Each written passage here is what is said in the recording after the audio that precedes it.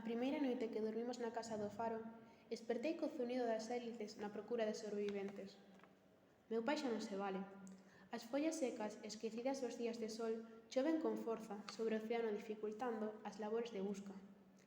Axúdase a levantar da cama, a se sentar no váter. Resulta penoso para el que o limpa antes de subirlle o pantalón do pixama. As luces das cidades submarinas figuran no mar un falso espello do mundo. A sorte non fixo vida da miña mocidade. Nada me excusa. Guiamei nun esforzo colosal no dormitorio, apoiado en min, para animalo, contos chanzos que restan en voz alta, como el mos contaba 50 anos atrás, cando o medo non me deixaba ir só ao baño de madrugada. Meu pai e máis eu regresamos para o faro cando finou a mamá. Non albergamos ilusións de quen vai atopar os nosos cadáveres entre os restos do naufraxio. Insiste meu pai en que a friaxe da auga impedirános fuxir nadando ao despertar, baixo o zunido das hélices.